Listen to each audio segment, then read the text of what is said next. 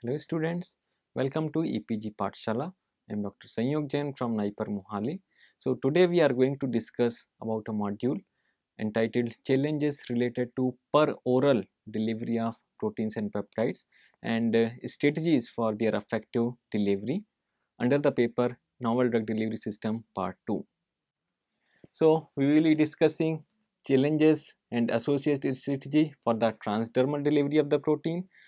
Then we will discuss challenges and associated strategies for the ocular delivery of proteins, then nasal delivery of the proteins and peptides and relevant case studies. So let us start with the transdermal delivery of the proteins and peptides. So transdermal delivery applies the delivery through the skin as the delivery site. So the transdermal delivery, it is gaining considerable interest because it offers relatively large surface area of the skin available for the drug absorption, and unlike the gastrointestinal administration, it eliminates the problem of hepatic first pass metabolism and enzymatic degradation in the GIT. It also offers controlled and sustained drug delivery, and ultimately it improves the patient compliance. And dose withdrawal, it is also possible in the case of transdermal delivery. However, this transdermal delivery suffers from several drawbacks also, because each coin has two faces, like poor bioavailability, low efficiency, variability in the dosing, and skin, it is impermeable to large and hydrophilic molecules like protein and peptides. Let's see the various permeation mechanism or route of penetration across the drug through the intact skin. So the drug molecules can either follow the transcellular route, that is the diffusion through the intact stratum corneum. So that is not possible for the protein and peptides because of their hydrophilicity as well as their large molecular weight. Other routes are possible. Transfollicular route means penetration via the transfollicle or hair follicle, so that is applicable for the nanoparticles. Besides this, there are some aqueous channels, means intercellular route, which is followed by the hydrophilic drug molecule, but again it is limited for the very small drug molecule, and the drug can also penetrate through the sweet ducts. So let's discuss what are the challenges or barrier which limits the transdermal delivery of the protein and peptides to the skin. Because these protein and peptides, these are hydrophilic macromolecules, so that's why they are not permeable across the lipophilic skin barrier. So the main barriers which limits the delivery of the protein and peptide across the skin is the stratum corneum as well as enzymatic barrier. So stratum corneum, it is the outermost layer of the skin which is consist of dead keratinized cell which is having very high lipid content. So they allow the passage of only moderately lipophilic compound which are having a small molecular weight. However, these proteins, I already told, they are hydrophilic macromolecules, so that's why they are unable to partition into the lipoidal stratum corneum, and hence they are not able to permeate across the skin. And protein and peptides being the hydrophilic macromolecule with ionic character, this is another feature, so they are totally not able to permeate through the various passive permeation mechanisms which are available for the delivery through the skin. So besides the lipoidal barrier, that is the stratum corneum, enzymatic systems also present in the skin, which is additional barrier for the transdermal delivery of the protein and peptide molecules. So there are several endopeptidase or exopeptidase, these exits. So these endopeptidase cleaves peptide bonds within the peptide structure. That example includes collagenase, elastase and fibrinolysins, while exopeptidase, these cleaves the N or C terminal of the peptide bond. Example include aminopeptidase and carboxypeptidase. Now coming to various approaches that can be utilized for the transdermal delivery of the protein and peptides. So first includes prodrug approach, that is the lipidization of the protein to make it lipophilic, chemical permeation enhancer, protease inhibitor, encapsulation in the nanocarriers, microporation, iontophoresis and sonophoresis. Prodrug approach, so that is the lipidization of the protein. So ester products, they increase the lipid solubility as well as partition coefficient of the protein and hence increase the transport of the protein across the stratum corneum.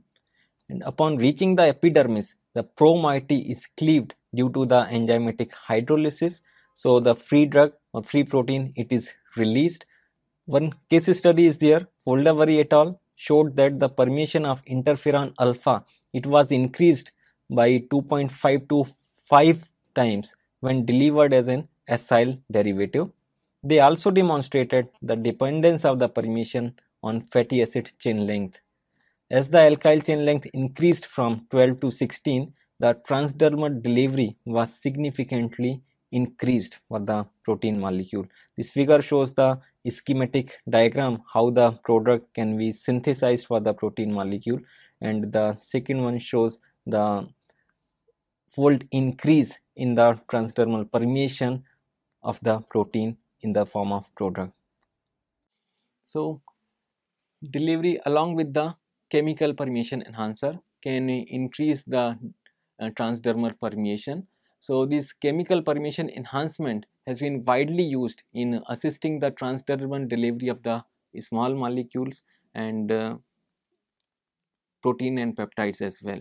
So various permeation enhancer that have been applied till date, they include alcohols, polyalcohols, esters, fatty acids, pyrrolidone, sulfoxides, amines, amides, surfactants and phospholipids.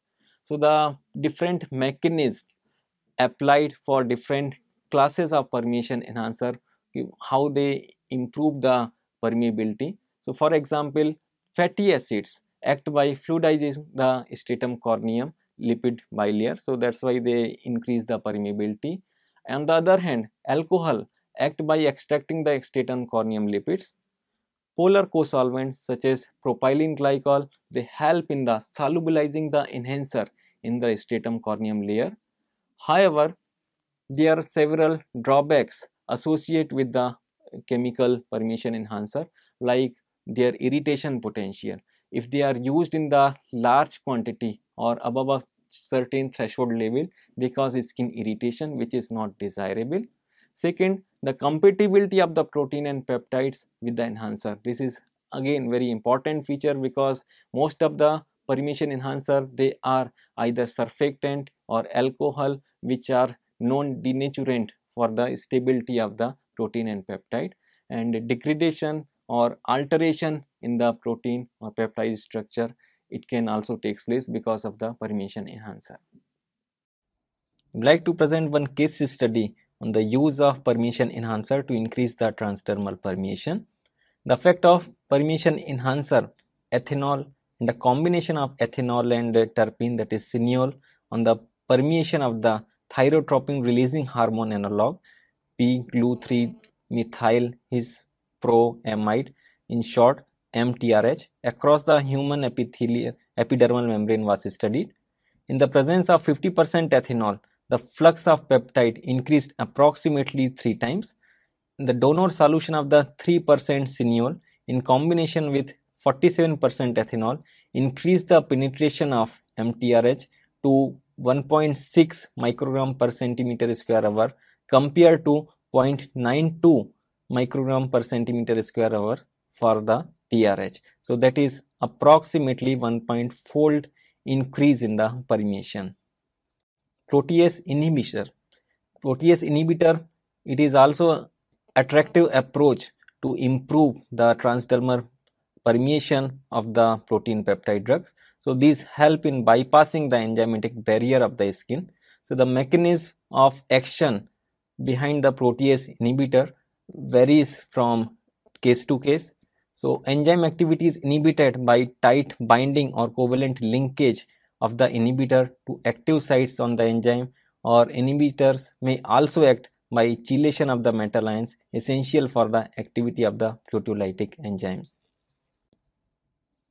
Encapsulation in the nanocarriers. So variety of nanocarrier system like liposomes, their modified version like ethosomes, transfersome, and nanoparticles like solid lipid nanoparticle, nanostructured lipid carrier, they have been investigated to improve the transdermal delivery of the protein molecules.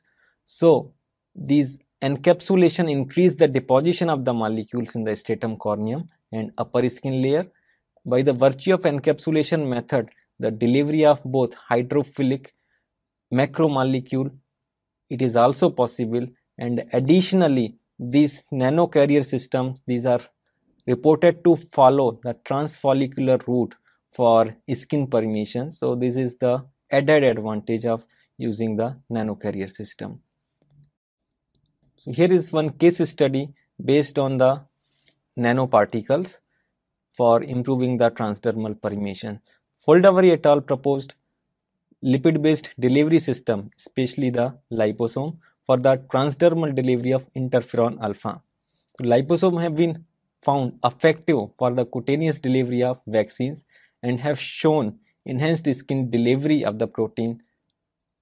Whole skin analysis showed the delivery of around 491 to 1000 nanogram of the interferon per centimeter square from various preparation, corresponding to 1,10,000 to 2,25,000 international units of interferon alpha per centimeter square of the skin.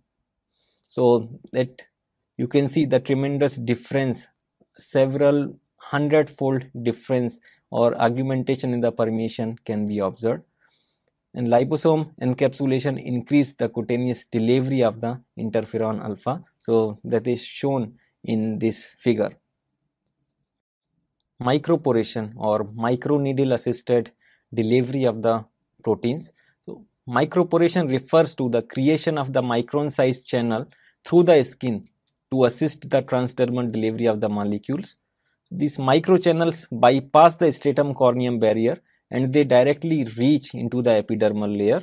So microporous channels do not reach the dermis, which comprises of the nerves. So that's why it is the painless approach for the transdermal delivery. So microneedles are generally used for the microporation, and these microneedles have been created from variety of materials like silicon, metals, glass, even polymers, and from sugars as well, such as maltose, which can dissolve when they are inserted into the skin, and their dimension varies from 300 to 900 millimeter. So microneedle mediated delivery can be achieved in different ways, like poke and patch method, coat and poke method, biodegradable polymer microneedles, as well as hollow microneedle, that is the micro injection. Here is the animation how this microneedle technology works. So these are the micron size needles which are sharp enough to penetrate the barrier, but they are small enough so that they do not reach to the nerve ending. So that's why they are painless. So when these microneedles are applied, they breach the stratum corneum barrier. They create the pore in the stratum corneum, which facilitate the transport of the protein molecule across the skin. And these pores, after some times, they are self-sealable. So they are closed, and no toxicity because of the microneedle injection it is observed. Another case studies on microneedle assisted transdermal delivery. So Lee et al. Worked on the transdermal delivery of the therapeutic antibodies using maltose microneedle. So IgG antibody was delivered under optimized condition, and the delivery was increased with increase in the concentration and length of the microneedles. Similarly, Bhatkar et al. Demonstrated the transdermal delivery of interferon alpha 2b in hairless rats through aqueous microchannels. So iontophoresis, this is a combined approach, microneedle as well as iontophoresis, enhance the delivery through micropores resulted in a twofold increase in the delivered dose. We have also worked on the microneedle assisted delivery of the vaccine and mediated through the chitosan nanoparticles. So we combined the two approaches, nanocarrier based approach as well as microneedle based approach. Okay, so we investigated two different type of microneedles, hollow microneedles as well as solid microneedles. So the native antigen delivered through the solid microneedle, it was not found very much effective, although as compared to the native antigen applied onto the skin, it significantly increased the antibody titer. But the hollow microneedle, they significantly elicited the IgG type of antibodies in the serum following administration through the hollow microneedle. Similarly, the nanoparticles applied onto the skin, they were not very much efficient in eliciting the antibody response. However, when the nanoparticle was delivered either through the hollow microneedle or through solid microneedle, they induce significantly higher antibody titer in the serum. Iontophoresis and sonophoresis, they are another strategies for improving the transdermal permeation of the small drug molecule as well as protein and peptides. So iontophoresis, it is a non-invasive electrically assisted technique which utilize low voltage electrical current to drive the charged drug molecule through the skin. So here the important consideration, the drug molecule should have some charge, either positive charge or negative charge. So it utilizes the small electric current which is applied to the skin, but it is unable to create or generate shock onto the skin. For example, if you touch the mobile charger pin which is already plugged in, you won't feel any shock. So similar kind of electrical treatment it is given to the skin, and this provides the sufficient driving force which enables the penetration of the charged molecule into the skin because of the electrical repulsion forces. Sonophoresis, it utilizes the ultrasound waves to drive the molecules into and across the skin. So it utilizes the low frequency sonophoresis ultrasound waves, that is around 20 to 100 kilohertz, and they have been reported successful in the topical delivery of the molecules. So this technique is also non-invasive and painless. The mechanism involved, that is the acoustic cavitation. Because of the application of the ultrasound, it leads to the formation of the micro bubble in the coupling medium, and collapse of these bubbles at the surface of the stratum corneum gives rise to the shock wave which renders the skin permeable. And another possible reason may be because of the thermal effect. Because of the application of the ultrasound wave, it generates heat. So because of the heat, it increases the permeability of the skin. One case study on iontophoresis. So Kartika Neri and co-workers, they studied the transdermal delivery of the insulin using iontophoresis, sonophoresis as well as microneedle alone as well as in combination. So at the drug loading concentration of 2 mg per ml, maximum delivery was seen with the combination of microneedle and iontophoresis. Here is one case study on the sonophoresis mediated transdermal delivery. Mitra Gotri and co-workers, they reported the transdermal delivery of the insulin via this sonophoresis process. So in normal hairless rats, the plasma insulin concentration was 101 pm. However, in diabetic hairless rat, it was below 34 pm. During the sonophoresis, the concentration of transdermally delivered insulin in the rat plasma was 77. So that is more than 2 times higher after 30 minutes, and 178 pm, that is around 5 times higher after 1 hour. So after transdermal delivery, we are considering the ocular route of protein and peptide for their delivery. So ocular delivery, it is widely used to increase the efficacy and the bioavailability of the drugs that are instilled into the eye cavity, and it is used to increase their residence time on the cornea and conjunctival and corneal epithelial membrane. So, ocular delivery of the protein and peptide suffers from major drawback because of the too rapidly eliminated by the lacrimal fluid, and the drug has poor residence time in the eye cavity, so that's why the low drug contact time, and ultimately that leads to the poor ocular bioavailability. Bioavailability can be increased by reducing the effect of ocular drainage and flow on the cornea and increasing the corneal residence time. This figure shows the mechanism of ocular permeation as well as various challenges encountered after ocular administration of the drug or any protein peptide. So, instilled dose, so it is because of the rapid turnover of the tear, it is eliminated from the eye cavity. There are some metabolic enzymes present as well as protein binding can also take place, which can metabolize the drug or they can bind the drug. There is also nasolacrimal drainage which lead to the systemic absorption of the protein. So, ultimately the net ocular absorption is less than 10% of the administered dose, and secondly the capacity of the ocular cavity, it is also very much limited. Just a single drop means around 100 or 200 microliter of the formulation can be administered. So, this is another drawback. So, the ultimately after the absorption, either the drug can reach into the systemic circulation, which is not desirable, that is applies for the more than 50 or sometimes up to 100% of the drug.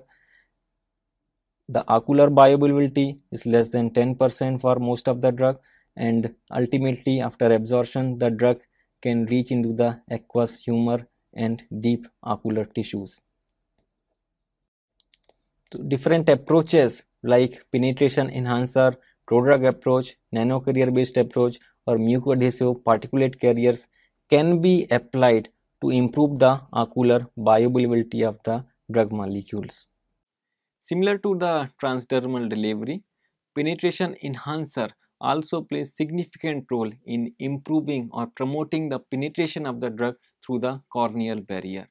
So, various permeation enhancer which are used in the ocular formation, they include cyclodextrin, dimethyl sulfoxide, ethylene diamine tetraacetic acid, sodium glycocholate and cholates, these are the bile salts, surfactants like twin 20 which is a non-ionic polysorbate, bridge 35 that is the polyoxyethylene lauryl ether, and various saponins and other bile salts. However, before using the permeation enhancer, especially in the ocular delivery, various toxicological parameters of the permeation enhancer should be thoroughly addressed before selection, because eye is very delicate organ and anything can damage to the eye which is not desirable. A scientist Yamamoto, they studied the effect of different permeation enhancer on the ocular bioavailability of the insulin. So, they concluded that the improved insulin delivery is achieved by using different permeation enhancer in the order of polyoxyethylene 9 lauryl ether, followed by sodium deoxycholate, followed by sodium glycocholate and followed by sodium taurocholate. Prodrug approach like transdermal delivery, we can also use the same concept of prodrug to increase the ocular bioavailability. So, synthesis of the prodrug can be used to change the physicochemical properties of the drug in order to improve its permeation across the cornea. So, the most common barrier in the ophthalmic drug formulation and delivery like low aqueous solubility, low lipid solubility, short retention time in the ocular cavity and systemic side effects due to low corneal and high systemic absorption, these all barriers can be overcome by the prodrug approach. Nanocarrier, so encapsulation of the drug in the nanocarrier. It not only improved the ocular bioavailability because of the improved permeation, but they also offer the sustained release. Various nanoparticles like liposome, neosomes, nanoparticle, either polymeric nanoparticle or solid lipid nanoparticle or dendrimer, and various other carriers, they have been investigated for ocular delivery.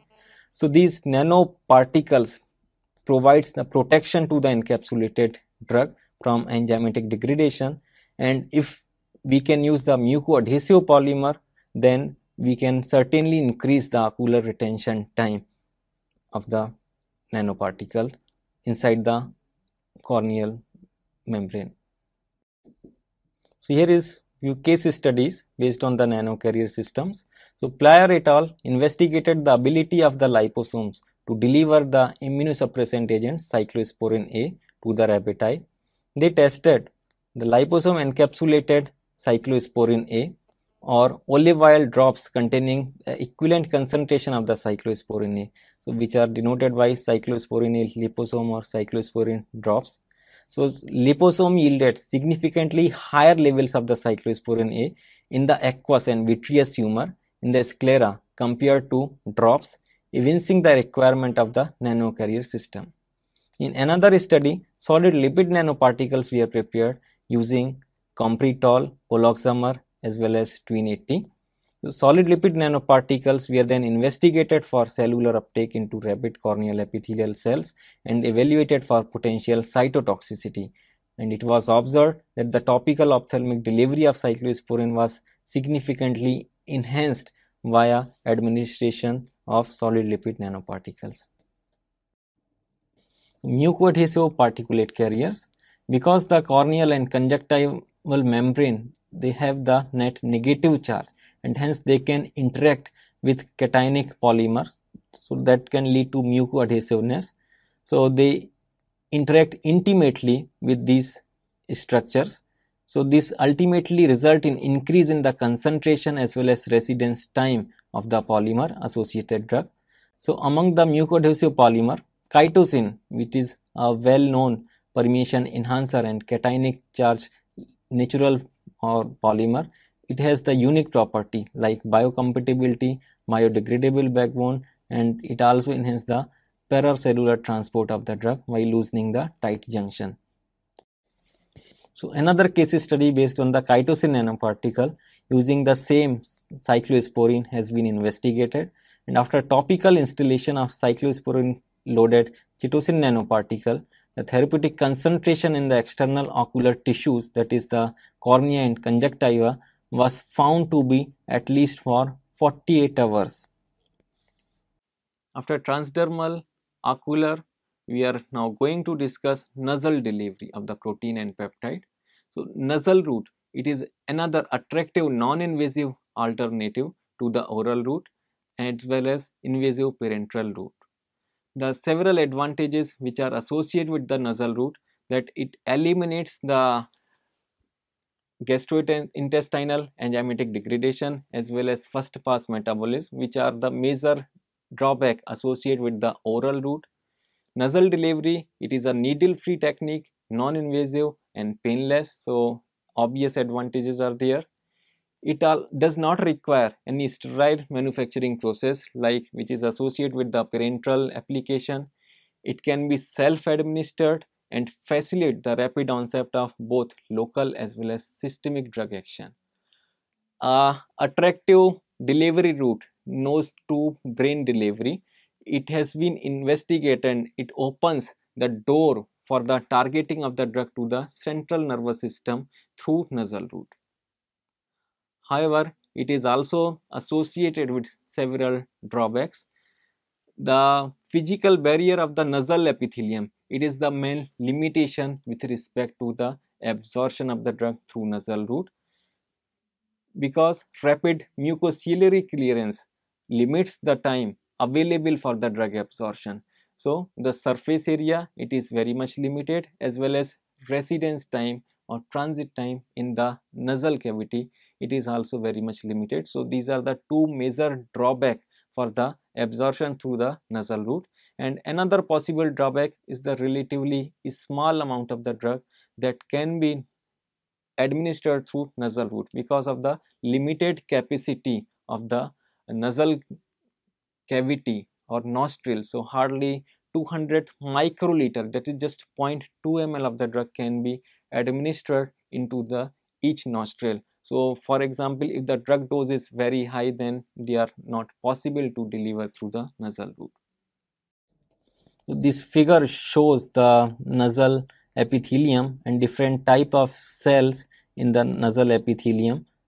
So for example, there are ciliated cells, non-ciliated cells, goblet cells, gel mucus layer, sol layer, basal cell, and basement membrane. So this needs to be overcome, especially the mucus layer need to be overcome, and these ciliated cells are responsible for the mucociliary clearance of the administered drug inside the nasal cavity. Barriers to the nasal absorption. So the major obstacle in the nasal absorption is the nasal mucosa, permeation through the nasal mucosa, mucociliary clearance, as well as enzymatic degradation and sometimes interaction with the mucus layer.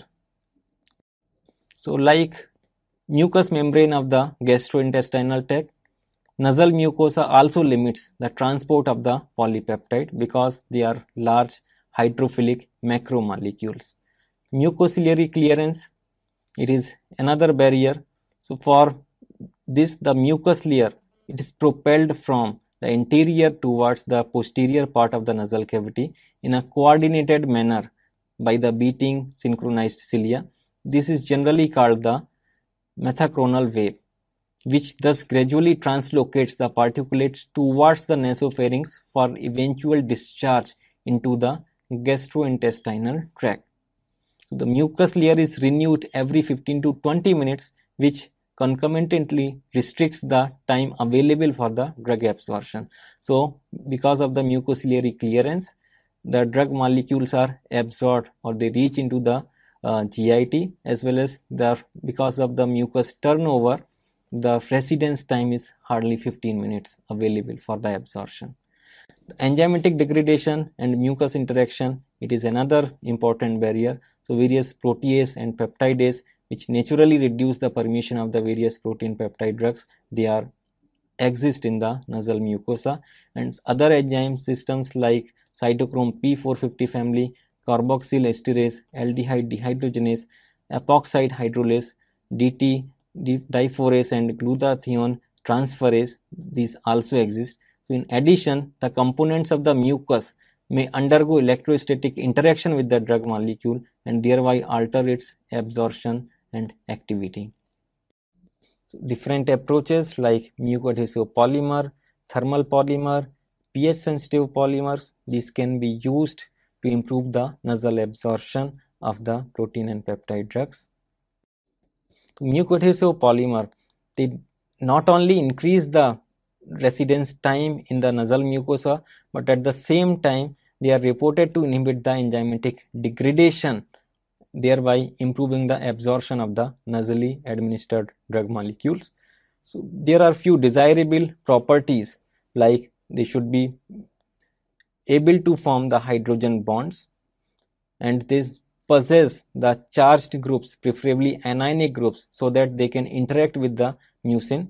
They should have the high molecular weight and chain flexibility, and possess surface energy properties that favors spreading onto the mucus layer. Some examples of the mucoadhesive polymers like starch, cellulose, poloxamer, sodium alginate, hyaluronan, carbopol, and amylopectin. They have been investigated for the nasal delivery of the drugs. Another case study on the nasal delivery of the insulin. So insulin loaded starch mucoadhesive nanoparticles were prepared by Jain et al. And insulin loaded nanoparticles showed superior hypoglycemic action with 70% reduction of the plasma glucose and significant effect until 6 hours. In another study, Bjork et al. Showed that the nasal administration of the insulin degradable starch microsphere, they reduced significant level of the blood glucose level when compared to microsphere alone or insulin solution. Thermal and pH sensitive polymer, they form in situ gel system in the nasal cavity, consequently enhancing the residence time and nasal absorption of the therapeutic drugs. This provides a low viscosity under standard ambient condition, but they form gel upon administration into the nasal cavity as a result of either change in the pH or temperature within the local nasal mucosa. The example of pH sensitive polymer include chitosan ethylglycolic acid conjugate, which gel at physiological pH through the formation of inter and intramolecular disulfide bonds. And example of thermosensitive gel includes cross-linked chitosan and poloxamer via glutaraldehyde linking. Another case study on the in situ gel system is Ganorkar et al. Synthesized stimuli sensitive terpolymer of N-isopropyl acrylamide, which is temperature sensitive, butyl methacrylate and acrylic acid that are pH sensitive of various molecular weight to modulate the release of insulin from pH or thermosensitive polymeric beads. And it was observed that there was negligible loss of insulin at pH 2 from these beads, indicating no burst effect. At pH 7.4, insulin release was seen from all the beads and the release rate was a function of the molecular weight of the polymer. The low molecular weight polymeric beads eroded, dissolved and released most of the insulin within 2 hours at pH 7.4 and 37 degrees Celsius. The intermediate molecular weight polymeric beads swelled slightly, dissolved and released most of the insulin within 4 hours. The high molecular weight polymeric beads swelled slowly and gradually released the loaded insulin over a period of 8 hours. So students, so finally we conclude our module. There are numerous reports in the scientific literature which includes many encouraging results in the development of the viable products based on the protein and peptides. However, most of the proteins are still delivered via injectable route. However, new methods of delivery they are appearing. For example, calcitonin nasal spray, it is already available in the market. Similarly, nasal insulin formulation, it is also reached into the market. So there is a lot of scope and hope is there for development of the newer products based on the protein and peptide which can be available in the market. Over the coming 3-4 years, we anticipate that many more protein drugs may reach into the market.